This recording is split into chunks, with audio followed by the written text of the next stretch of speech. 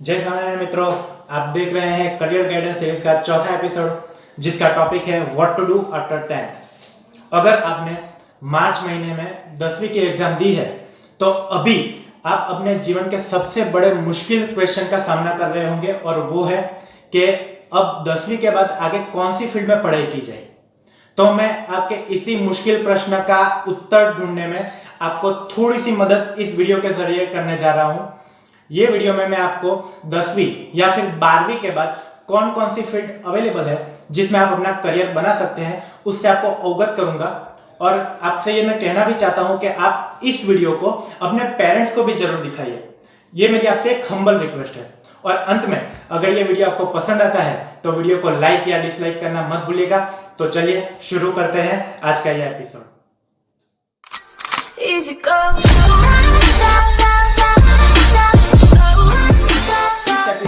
मैं आपको करियर के ऑप्शन देने वाला हूं, लेकिन करियर की पसंद की आपको खुद को ही करनी पड़ेगी, क्योंकि आप जितने अपने आप को समझते हैं उतना और कोई आपको नहीं समझता है। और अगर आप किसी दूसरे के कहने पर कोई दूसरी फील्ड में चले गए तो वहां पर आप अपना 100% नहीं दे पाओगे और बाद में आपके रिजल्ट पे असर होगी। तो ये आपके लिए और ज्यादा घातक साबित होगा। पिछले एक दशक की बात करूं तो सबसे ज्यादा साइंटिस्ट प्रोड्यूस करने वाली कंट्री में जर्मनी टॉप 3 में आ रही है और मोस्ट प्रोबेबली पिछले 5 सालों में वो टॉप कर रही है। तो छोटा सा देश है, छोटी सी पॉपुलेशन है, फिर भी वहां पे ये घटना घटी है, ये चमत्कार हुआ है।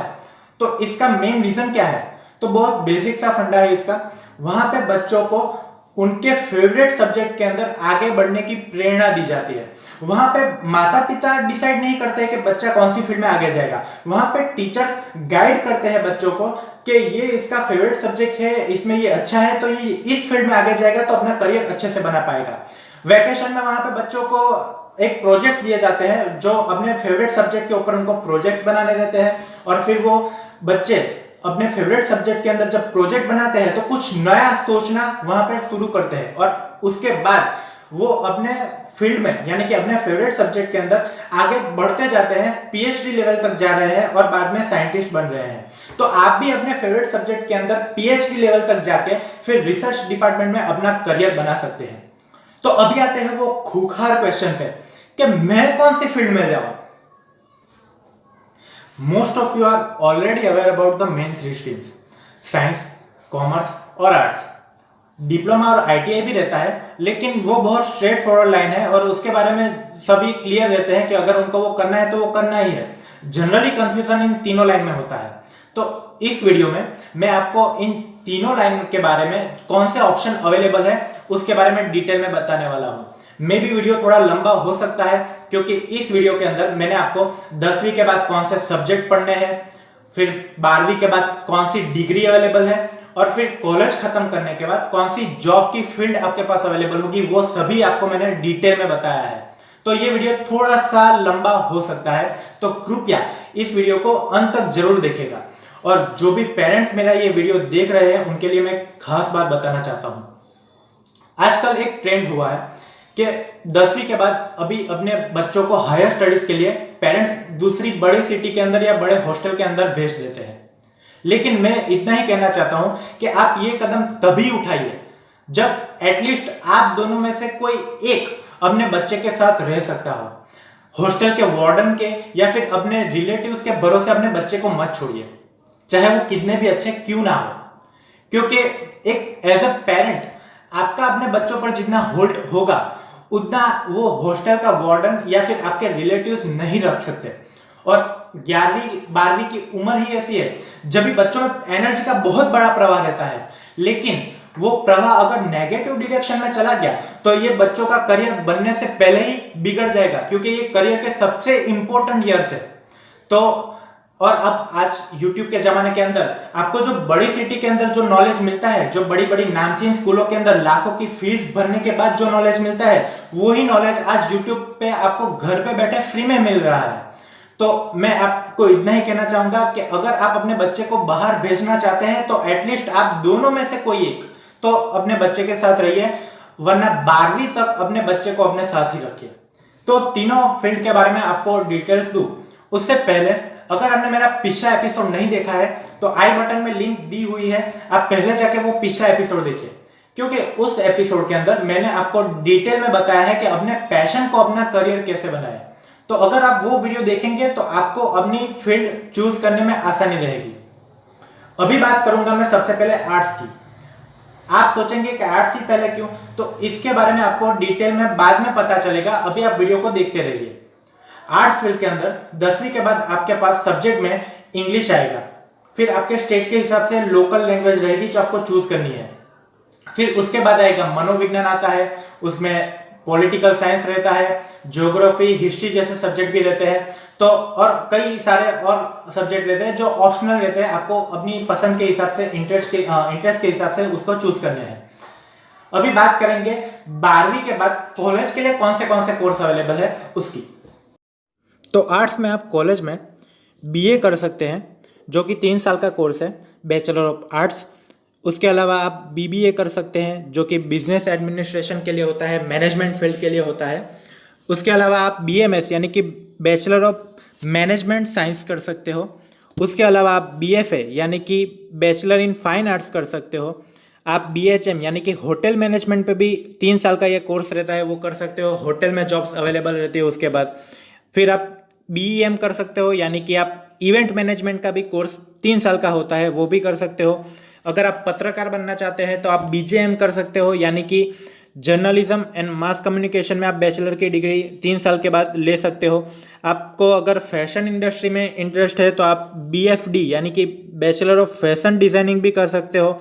अगर आप टीचर बनना चाहते हैं तो आप BELED यानी कि बैचलर ऑफ एलिमेंट्री एजुकेशन कर सकते हो। ये 4 साल का कोर्स रहेगा।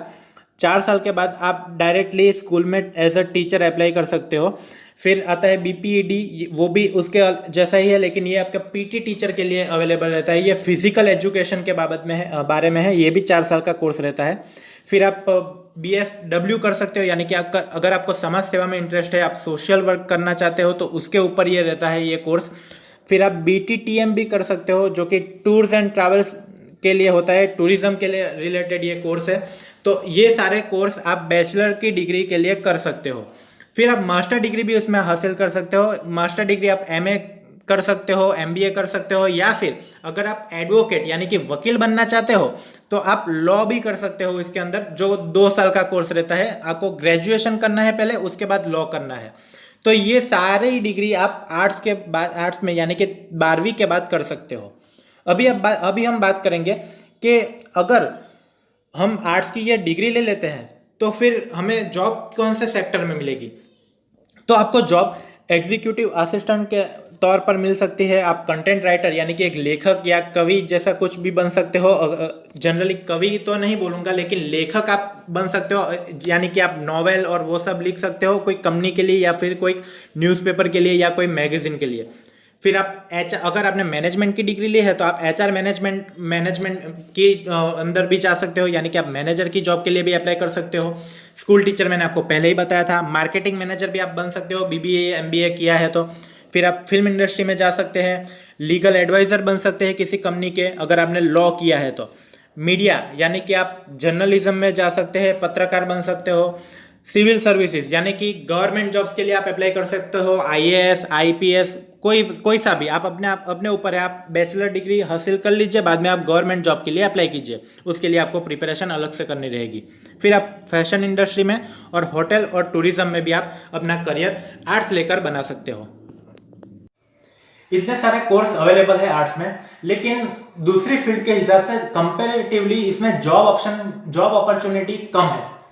तो अगर आप टेक्निकल सब्जेक्ट यानी कि मैथ्स और साइंस में ज़्यादा अच्छे नहीं है, या फिर आप क्रिएटिव माइंडेड है, आपको डांसिंग एक्टिंग जैसी आर्ट्स आती है, या फिर आप बॉलीवुड यानी कि फिल्म इंडस्ट्री में जाना चाहते हो, तो आप आर्ट्स को एज अ करियर सिलेक्ट कर सकते हो। इसके अलावा BCA यानी कि बैचलर ऑफ कंप्यूटर एप्लीकेशन जो कि 3 साल का कोर्स है, वो करके आप IT फील्ड में भी जा सकते हो। लेकिन ये मैं आपको रिकमेंड नहीं करूंगा, क्योंकि अगर आप IT फील्ड में ही जाना चाहते हो तो आपको आर्ट्स नहीं लेना चाहिए। आर्ट्स लेने के कारण आपका मैथमेटिक्स के साथ जो कनेक्शन है वो टूट गया होगा, और IT फील्ड में यानी कि BCA में आपका मैथ्स कंपैरेटिवली अच्छा होना चाहिए। तो अब आते हैं सबसे इंपॉर्टेंट चीज यानी कि सैलरी। तो आर्ट्स लाइन के बाद यानी कि कॉलेज खत्म करने के बाद आपको आर्ट्स फील्ड के अंदर 1 लाख पर एनम से लेके 6 लाख पर एनम तक की जॉब मिल सकती है। अगेन इसमें आपको बात करूं तो ये आपकी डिग्री पे डिपेंड करेगा कि आपने कौन सी डिग्री और कौन सी फील्ड में जॉब के लिए अप्लाई किया है, और साथ में आपके टैलेंट पे भी ये निर्भर रहेगा। आपके टैलेंट के हिसाब से आपको सैलरी उसमें मिलेगी। कई जॉब के लिए आपको मास्टर डिग्री या पर्टिकुलर मैनेजमेंट फील्ड की डिग्री की जरूरत रहेगी, जो कि मैनेजमेंट फील्ड की डिग्री आपके पास अगर होगी तो आपकी सैलरी पैकेज कंपैरेटिवली अच्छा हो सकता है। अब बात करेंगे कॉमर्स लाइन की। तो 10वीं के बाद कॉमर्स लाइन के अंदर आपके पास सब्जेक्ट में कौन से सब्जेक्ट होंगे, तो इसमें भी अगेन इंग्लिश रहेगा, आपके स्टेट के हिसाब से आपकी अदर लोकल लैंग्वेज रहेगी जो आपको चूज करनी है, आपको कौन सी लेनी है।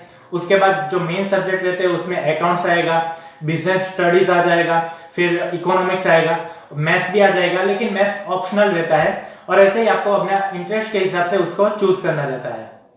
10वीं के बाद यानी कि 12वीं के बाद कॉलेज के अंदर आपको कौन से ऑप्शन अवेलेबल है, तो आप अपने फेवरेट सब्जेक्ट के अंदर बीकॉम कर सकते हैं, जो कि 3 साल का कोर्स रहता है, बैचलर ऑफ कॉमर्स कहा जाता है। उसके अलावा आप बी इको यानी कि बैचलर ऑफ इकोनॉमिक्स कर सकते हो, वो भी 3 साल का कोर्स है। लेकिन जो कॉमर्स लाइन के अंदर सबसे ट्रेंडिंग कोर्स माना जाता है वो है सीए। ये कोर्स कंपैरेटिवली बहुत कठिन माना जाता है, इसमें पास परसेंटेज भी बहुत कम रहते हैं, लेकिन ये सबसे बढ़िया कोर्स में से एक कहा जाता है ये कोर्स करने के लिए। लेकिन आपको हार्ड वर्किंग होना बहुत जरूरी है। उसके बाद दूसरे नंबर पे आता है वो है सीएस, जो कि कंपनी सेक्रेटरी कहा जाता है। सीए को चार्टर्ड अकाउंटेंट कहा जाता है, सीएस को कंपनी सेक्रेटरी कहा जाता है। वो भी बढ़िया कोर्स है, लेकिन उसमें भी आपको मेहनत ज़्यादा लगेगी।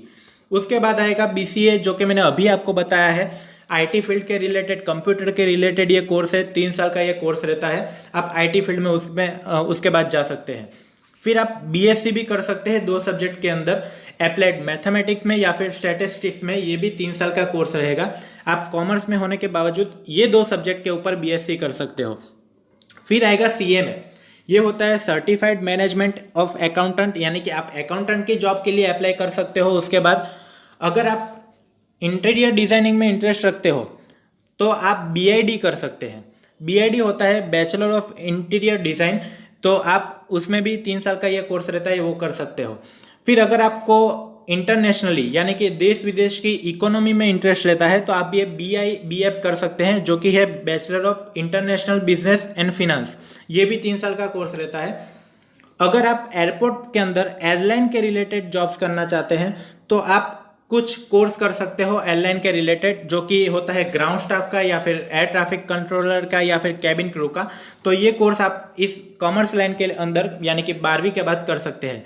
और इसके अलावा आप आर्ट्स की सारी डिग्री कॉमर्स खत्म करने के बाद भी कर सकते हैं। तो ये हमारे पास एक एक्स्ट्रा एडवांटेज रहता है कंपैरेटिवली आर्ट्स। तो इसीलिए मैंने आपको बोला था कि आर्ट्स का मैं पहले इसलिए वीडियो बता रहा हूँ कि आर्ट्स के अंदर आपको बाद में भी ये काम आने वाला है।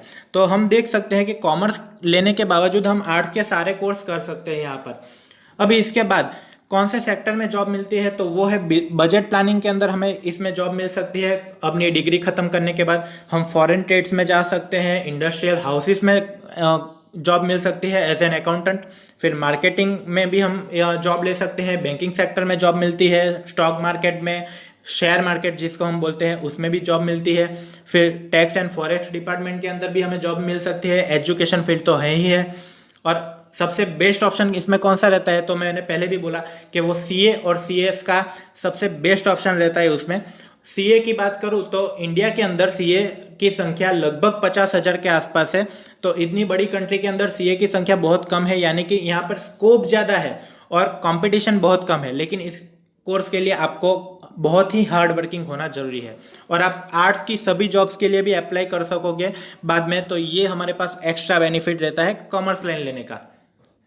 आर्ट्स के कंपैरेटिवली कॉमर्स लाइन में हमारे पास ज्यादा ऑप्शन अवेलेबल रहते हैं। अब बात करते हैं सैलरी पैकेज की।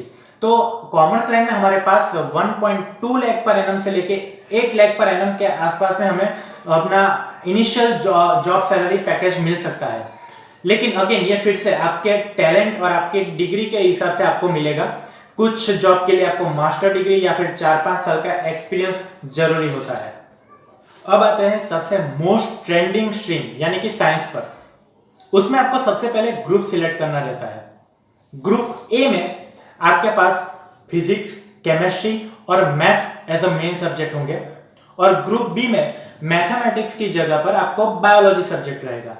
ग्रुप सी के अंदर आप दोनों सब्जेक्ट को साथ में लेके भी पढ़ाई कर सकते हैं, लेकिन ये आपकी मुश्किलें बहुत बढ़ा देगा, क्योंकि दोनों सब्जेक्ट को एक साथ प्रिपेयर करना बहुत मुश्किल है। तो आप अपने इंटरेस्ट के हिसाब से ग्रुप को सिलेक्ट करिए, यही मैं आपको रिकमेंड करूंगा। ग्रुप सी लेने के लिए मैं आपको रिकमेंड नहीं करूंगा। अब बात करते हैं 12वीं के बाद कौन सी डिग्री ऑप्शन अवेलेबल है उसकी। ग्रुप ए में जो सबसे ट्रेंडिंग कोर्स कहा जाता है वो है बीई, यानी कि इंजीनियरिंग के रिलेटेड ये कोर्स है। कई यूनिवर्सिटी आपको बीई की डिग्री देगी, कई यूनिवर्सिटी आपको बीटेक की डिग्री देगी, लेकिन अंत में दोनों एक ही है। आप 4 साल के बाद इंजीनियर बन जाएंगे। अगर आप आर्किटेक्चर फील्ड में जाना चाहते हैं तो आप बी आर्क कर सकते हैं, यानी कि बैचलर ऑफ आर्किटेक्चर। ये भी 4 साल का कोर्स रहता है। अगर आपको समुद्र से प्यार है और आप वहां पर अपना करियर बनाना चाहते हैं तो आप मर्चेंट नेवी में भी जा सकते हैं। वहां पे सैलरी पैकेज भी अच्छा रहता है, वो भी एक अच्छा सा कोर्स है। फिर आप एयरलाइन में जाना चाहते हैं तो 2 कोर्स आपको एक्स्ट्रा मिलेंगे कंपैरेटिवली ऑल अदर फील्ड्स। यानी कि आप जब एयरलाइन में जाते हैं तो आप पायलट या डिस्पैचर तभी बन पाओगे जब आपने 12वीं में ग्रुप ए लिया है और पास किया है।